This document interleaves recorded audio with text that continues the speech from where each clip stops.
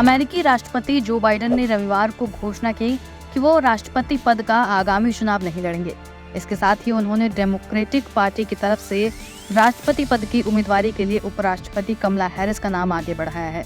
Biden ने भारतीय अफ्रीकी मूल की कमला हैरिस के नाम की सिफारिश ऐसे वक्त में की है जब वो जून के अंत में अपने रिपब्लिकन प्रतिद्वंदी एवं देश के पूर्व राष्ट्रपति डोनाल्ड ट्रंप से बहस में खराब प्रदर्शन के बाद डेमोक्रेटिक पार्टी के कई नेताओं के दबाव झेल रहे थे।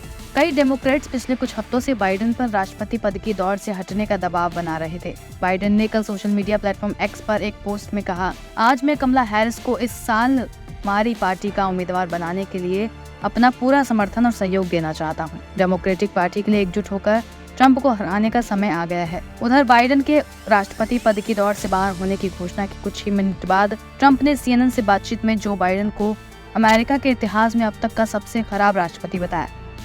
वॉशिंगटन पोस्ट की रिपोर्ट के मुताबिक रविवार को जो बाइडेन ने राष्ट्रपति पद के चुनाव से हटने के बारे में सबसे पहले उपराष्ट्रपति कमला हैरिस को बताया। इसके बाद जो बाइडेन ने व्हाइट हाउस के chief of staff Jeff gents और अपने चुनाव अभियान के प्रमुख जैन ओमेली डिलेन के साथ एक कर मीटिंग की। इसके बाद जेंट्स ने बाइडेन के चुनाव अभियान के स्टाफ और व्हाइट हाउस के स्टाफ के दोपहर 1:45 पर बैठक बुलाई थी ताकि अमेरिकी राष्ट्रपति उन्हें अपने फैसले के बारे में जानकारी दे सके।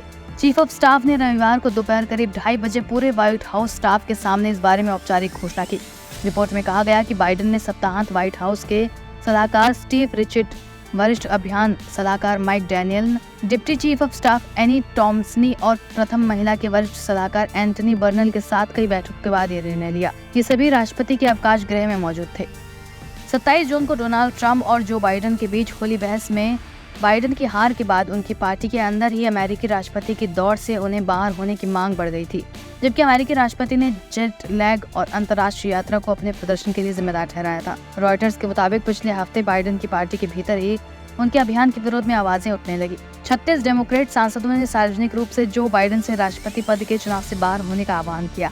इन लोगों ने कहा था कि बाइडेन की मानसिक अवस्था अब इस लायक नहीं रह गई कि वो अगला चुनाव लड़ सके। इतना ही नहीं, सत्तारूढ़ डेमोक्रेटिक सांसदों ने बाइडेन के फिर से चुनाव लड़ने पर असंतोष जताते हुए कहा कि उन्हें डर है कि अगर बाइडेन फिर से राष्ट्रपति चुने जाते हैं तो इस बात की आशंका है कि न केवल व्हाइट हाउस बल्कि संसद पर भी वो नियंत्रण खो सकते हैं। सूत्रों ने समाचार एजेंसी रॉयटर्स को बताया क्योंकि शनिवार रात तक उनका दौड़ से बाहर होने का कोई इरादा नहीं था।